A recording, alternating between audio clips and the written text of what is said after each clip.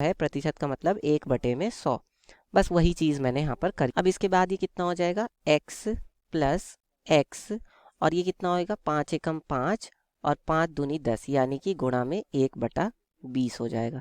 इसका मतलब इसे हम क्या लिख सकते हैं, x प्लस x बटे में 20। और इसको और आगे सरल करूँ तो 20 यहाँ पर एलसीएम ले लूँगा, तो 20 की गुणा किस में होगी, x में हो जाएगी, यानी कि 20x प्लस x हो जाएगा। 20x और x कितना हो जाएगा, 21x हो जाएगा, और बटे में 20 हो जाएगा। तो ये तो आ गया पहली भैंस का विक्रय मूल्य। ठीक है, और अगर आप ध्यान से देखें तो 21x बटे में 20 ये किसके बराबर होगा, ये बराबर होगा 20,000 के, क्योंकि जो पहले वाली भैंस बेची है उसने वो कितने रुपए में बेची है, 20,000 रुपए पर बेची है। तो अगर मैं यहाँ से x का मान निकालूं तो x का मान कितना हो जाएगा, 20,000 गुणा में 20, ठीक है, और बटे में क्या आ जाएगा, 21। अब x बराबर कितना आ जाएगा, यहाँ से ये हो जाएगा 2 दूनी 4, है ना, तो 4 हो गया, और कितनी जीरो आ जाएंगी, 1 2 3 4 5 जीरो, तो 1 2 3 4 5 जीरो, और बटे में 21। अब इसको भाग दे देंगे तो x बराबर कितना आ जाएगा, तो जब हम इसे भाग देंगे तो ये आ जाएगा 19,047.61 रुपए। यानी कि जो पहली भैंस उसने खरीदी थी वो 19,047.61 रुपए की खरीदी थी। अब इसी तरह से हम दूसरी भैंस का क्रय मूल्य निकाल लेते हैं, विक्रय मूल्य। तो देखिए दूसरी भैंस का विक्रय मूल्य, अब दूसरी भैंस का विक्रय मूल्य क्या होगा बताइए भाई, दूसरी भैंस का विक्रय मूल्य हो जाएगा जितने में उसने खरीदी, यानी कि क्रय मूल्य। ठीक है, दूसरी भैंस का क्रय मूल्य, और क्रय मूल्य में से हम क्या घटा देंगे, हानि, क्योंकि दूसरी भैंस पर उसे क्या हुई है, हानि हुई है, मतलब नुकसान हुआ है दूसरी भैंस पर। और दूसरी भैंस पर उसे कितना नुकसान हुआ है, 10% की हानि हुई है। और दूसरी भैंस का हमने जो क्रय मूल्य माना है वो कितना है, y है।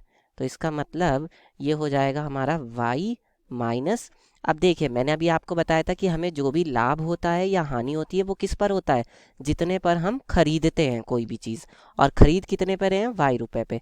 तो इसका मतलब y का क्या होगा, 10%। और अभी अभी मैंने आपको बताया था कि y माइनस y का की जगह पे क्या आ जाएगा, गुणा 10, और प्रतिशत की जगह पे क्या हो जाएगा, बटे में 100।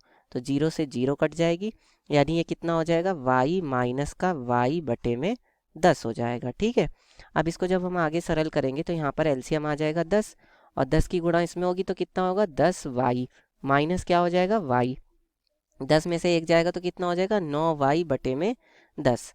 ठीक है, और यही मूल्य किसके बराबर है, क्योंकि जो उसने दूसरी भैंस बेची है वो भी कितने रुपए में बेची है, 20,000 रुपए में ही बेची है।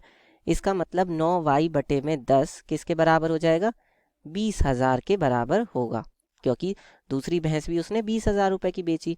तो इसका मतलब 9y बराबर कितना हो जाएगा, 20,000 और गुणा में 10, और फिर y बराबर कितना हो जाएगा, 20,000 गुणा में 10 और बटे में 9, और जब इसको भाग देंगे तो y बराबर कितना आ जाएगा, तो यहाँ से हमारा y बराबर आ जाएगा 22,222.22 रुपए। ठीक है, कैसे पढ़ेंगे इसको, 22,222.22 रुपए। तो दूसरी भैंस जो उसने खरीदी थी वो इतने रुपए की खरीदी थी।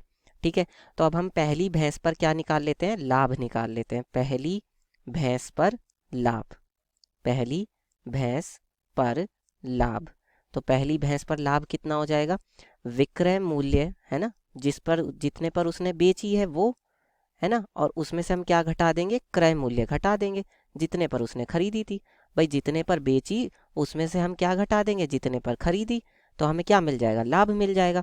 तो जो पहली भैंस उसने खरीदी थी वो, मतलब बेची थी, वो 20,000 रुपये पे बेची थी, और खरीदी कितने पे थी, क्रय मूल्य क्या था पहली भैंस का, पहली भैंस का क्रय मूल्य था 19,047.61।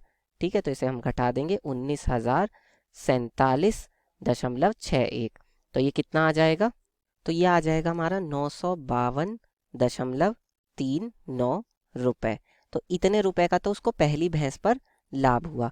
अब दूसरी भैंस पर उसको नुकसान हुआ है, तो हम नुकसान भी निकाल लेते हैं कि दूसरी भैंस पर उसे नुकसान कितना हुआ है।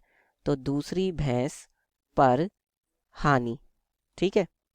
तो दूसरी भैंस पर हानि की, तो दूसरी भैंस पर हानि क्या होगी, क्योंकि जो दूसरी भैंस का क्रय मूल्य है वो ज़्यादा है ना, उसने खरीदी ज़्यादा में थी और बेची कम में।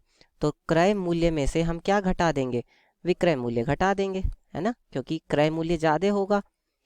तो क्रय मूल्य कितना था, क्रय मूल्य हमने जो अभी अभी निकाला है ये था दूसरी भैंस का 22,222.22।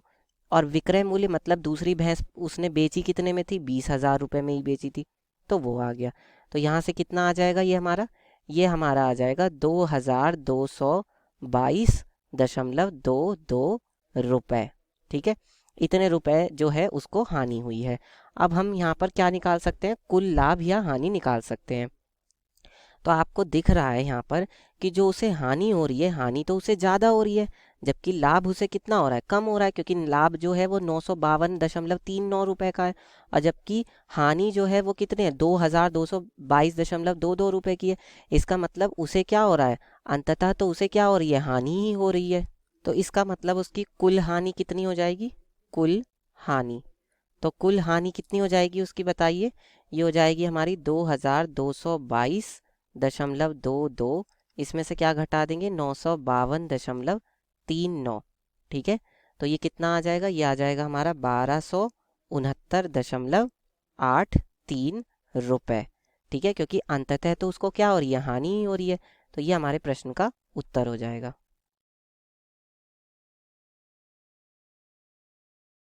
नमस्कार दोस्तों।